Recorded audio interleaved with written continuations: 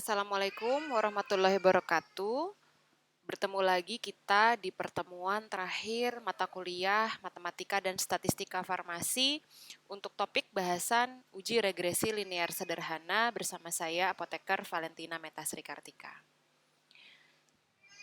Kita langsung saja. Tujuan perkuliahan hari ini adalah supaya setelah selesai perkuliahan, mahasiswa mampu untuk mengaplikasikan uji regresi linear yang sederhana. Sebelumnya kita harus mengetahui dulu, apa sih artinya uji regresi linear sederhana? Uji regresi linear sederhana dapat digunakan untuk memprediksi nilai di masa yang akan datang berdasarkan dari data dari masa lalu, atau untuk mengetahui pengaruh suatu variabel bebas terhadap variabel terikatnya. Nah, khusus untuk uji regresi linear sederhana digunakan hanya untuk satu variabel bebas dan satu variabel terikat. Tujuan dari regresi linear sederhana adalah untuk meramalkan atau memprediksi besaran nilai variabel terikat yang dipengaruhi oleh variabel bebasnya. Nah, mungkin mahasiswa belum dapat gambaran ya dari penjelasan saya ini. Coba kita masuk ke contoh supaya lebih dapat dipahami. Yang penting, uji regresi linear sederhana digunakan untuk memprediksi suatu nilai variabel terikat di masa yang akan datang dari nilai variabel bebas di masa lalu. Nah, mahasiswa perlu paham dulu bahwa persamaan regresi linear sederhana adalah Y sama dengan A plus BX, di mana Y adalah variabel terikat dan X adalah variabel terikat, dan A dan juga A dan B adalah konstantanya. Coba kita masuk ke dalam contoh. Misalnya seperti ini. Ada sebuah penelitian. Penelitian ini mengambil data berat badan 300 bayi yang baru lahir dan berat badan ibu yang melahirkannya. Sebelum hamil tentunya ya berat badannya. Penelitian ini bertujuan untuk melihat hubungan antara berat badan ibu dengan berat badan bayi yang dilahirkan untuk memprediksi kejadian bayi lahir dengan berat badan rendah. Nah, begini ya. Bayi yang lahir dengan berat badan rendah biasanya berhubungan dengan resiko kesehatan yang kurang baik. Misalnya, bayi dengan berat badan rendah itu cenderung pertumbuhannya terhambat atau cenderung ada sedikit gangguan pada fungsi fisiologis atau fungsi perkembangan bayi tersebut, sehingga sangat dicegah bayi yang lahir dengan berat badan rendah. Nah, penelitian ini ingin memprediksi ada tidak sih hubungan antara berat badan ibu dengan berat badan bayi yang dilahirkan. Apakah ibu yang cenderung memiliki berat badan rendah juga akan melahirkan bayi dengan berat badan rendah? Atau sebaliknya? Bisa tidak kita memprediksi berapa berat badan ibu, kemudian kita memprediksi kira-kira bayi yang dilahirkan berat badannya seperti apa? Nah, disinilah uji regresi linear sederhana berfungsi. Untuk memprediksi variabel terikat, dalam hal ini adalah berat badan bayi yang dilahirkan, berdasarkan data dari masa lalu dari variabel bebas, yaitu berat badan ibu.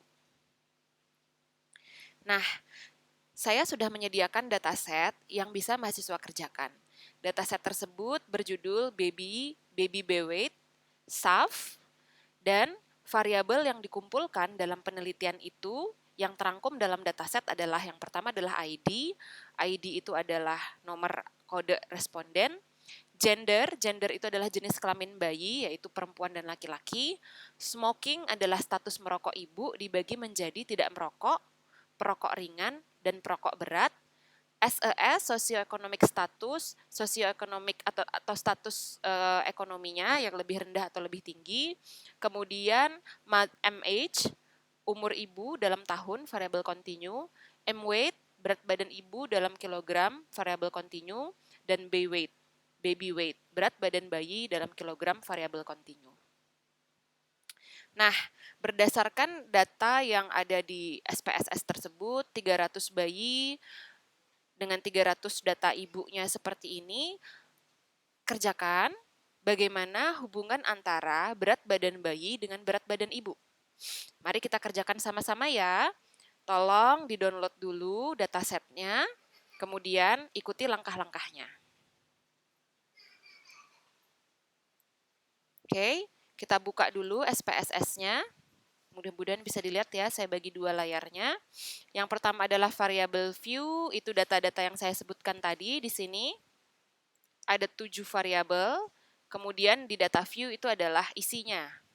Isi dari data-data penelitian yang dikumpulkan. Bagaimana cara mengerjakannya?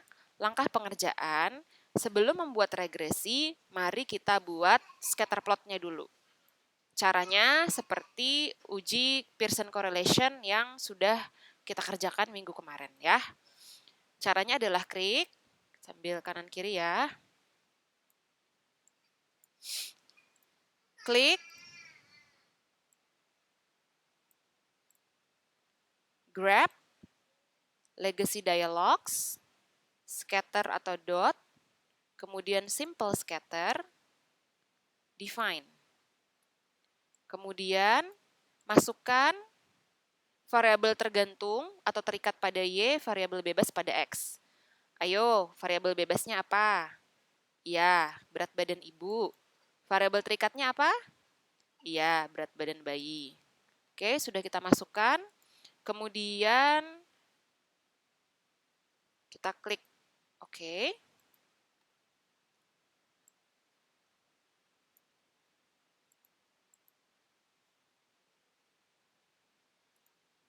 Oke, masih menunggu.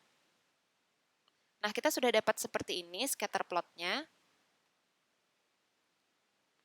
Untuk mengedit scatter plot atau mengakses regresi garis regresinya, double klik scatter plot.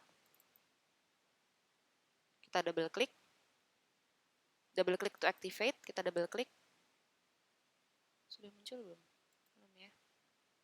Bentar, double klik. Ya. Akan muncul chart editor seperti ini. Kemudian kita kecilin dulu. Bisa. Oke. Akan muncul chart editor. Hilang. Oke, seperti ini. Kemudian add fine line at total. Cari gambar yang seperti ini. Tulisannya add fine line at total, kemudian diklik. Kemudian di close. Linear, betul, linear. Di close. Nah, inilah persamaan regresinya.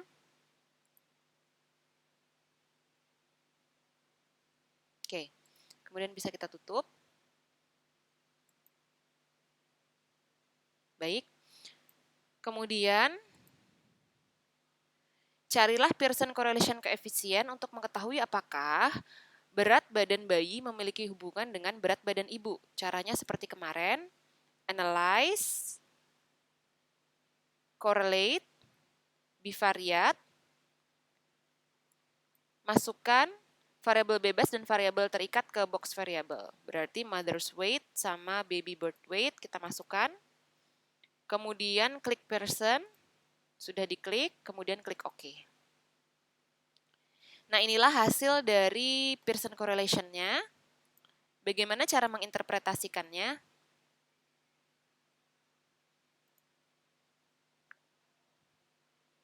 Nah, cara mempresentasikannya seperti kemarin. Kita lihat p-value-nya dulu. P-value-nya bisa dilihat di significant to tailed-nya. P-value-nya adalah kurang dari 0,001 atau di sini 0,000. Artinya ada hubungan antara berat badan ibu dengan berat badan anak. Berapa besar hubungannya? Nilai dari Pearson correlation-nya adalah 0,221. Artinya apa?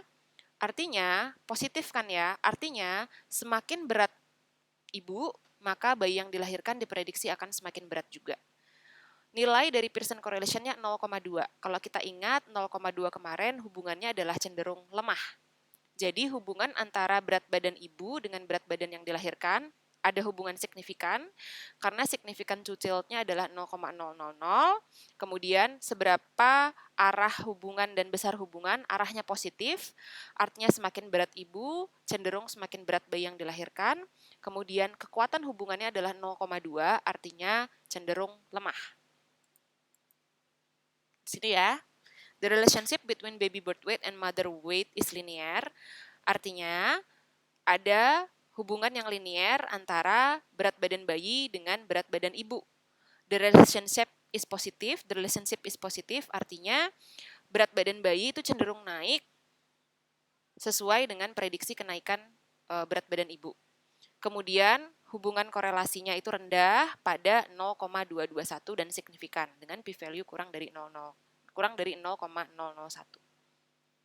Nah, tidak berhenti sampai di sana, kita harus memprediksi. Tadi kan pertanyaannya adalah memprediksi. Bagaimana berat badan ibu, kita gunakan berat badan ibu untuk memprediksi berat badan bayi yang baru lahir. Lakukan regresi linear sederhana dengan cara analyze, general linear model, univariate. Di sini univariate diklik. Specify dependent variable terikatnya adalah apa? Variabel terikatnya adalah berat badan bayi. Masukkan dalam dependent variable.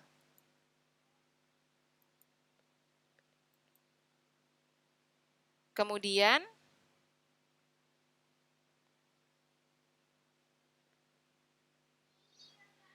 tentukan tentukan variabel bebasnya. Variabel bebasnya adalah berat badan ibu.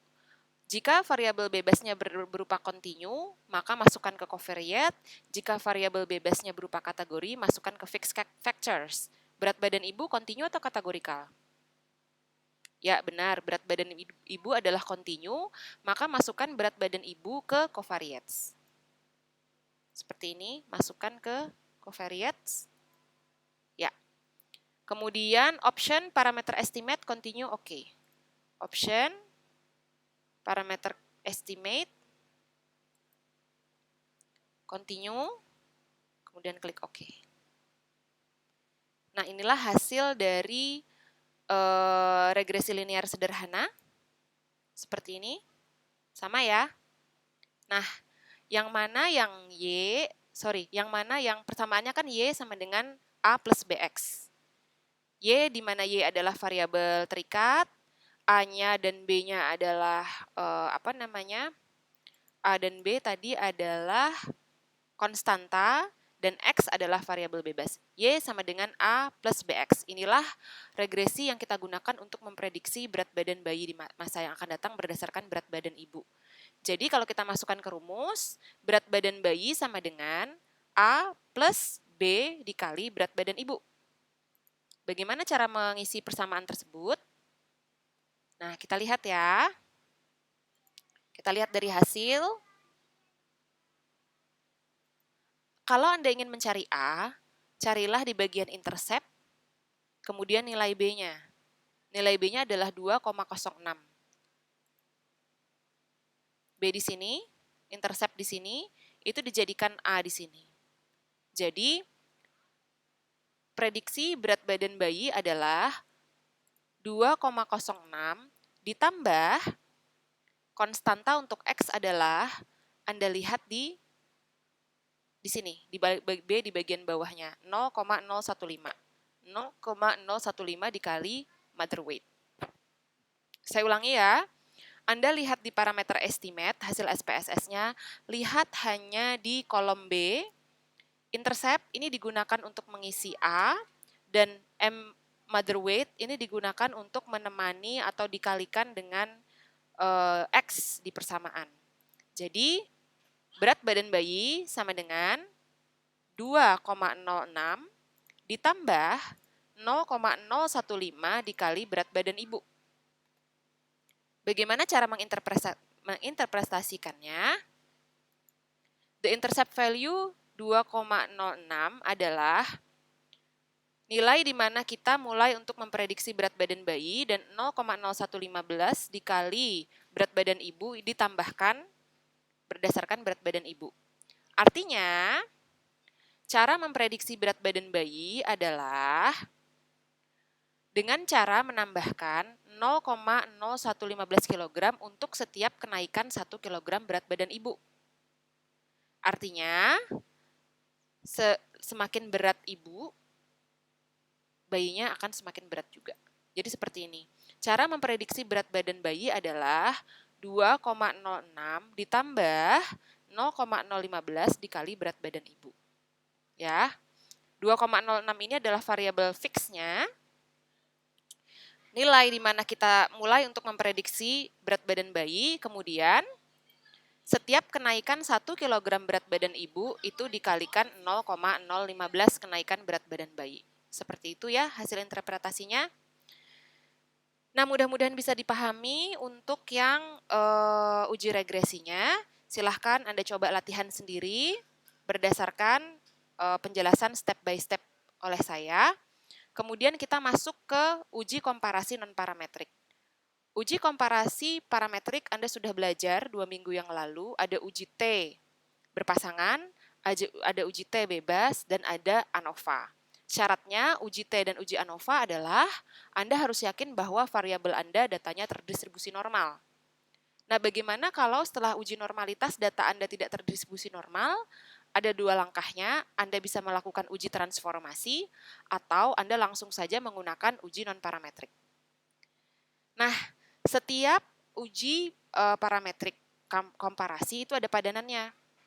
Misalnya seperti ini ya, kemarin cara membacanya, jika Anda mempunyai variabel terikatnya adalah interval atau rasio, variabel bebasnya adalah kategorikal, diuji dulu variabel terikat Anda terdistribusi normal atau tidak. Kalau tidak, maka ditransformasi atau lakukanlah uji non-parametrik. Kalau grupnya ada 2, kalau berpasangan seperti yang kemarin, misalnya berat badan sebelum berat badan sesudah, maka non-parametriknya adalah uji Wilcoxon.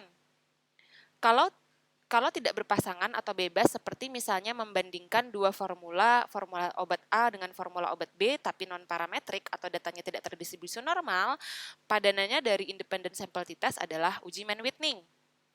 Jika kelompoknya lebih dari 2, kalau terdistribusi normal kan pakai ANOVA.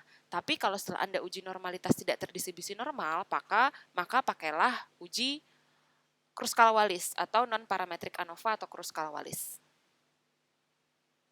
Seperti biasa, ketika Anda melakukan uji hipotesis, Anda harus memformulasikan dulu hipotesis nol dan hipotesis alternatifnya.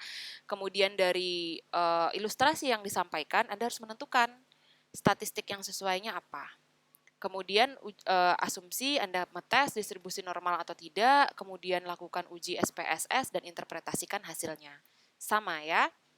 Bagaimana cara menginterpretasikan hasil? Jika taraf kepercayaan penelitian Anda 95%, p-value kurang dari 0,05 maka H0 ditolak, p-value lebih dari 0,05 H0 diterima. Seperti itu. Bagaimana cara melakukannya? Step-stepnya cukup lengkap, ada di modul uji non-parametrik. Silahkan Anda coba mengerjakan, ya. Di sini ada semuanya caranya. Anda bisa lihat di modul, ya. Sekian penjelasan dari saya, mudah-mudahan bermanfaat. Saya tutup perkuliahannya. Wassalamualaikum warahmatullahi wabarakatuh.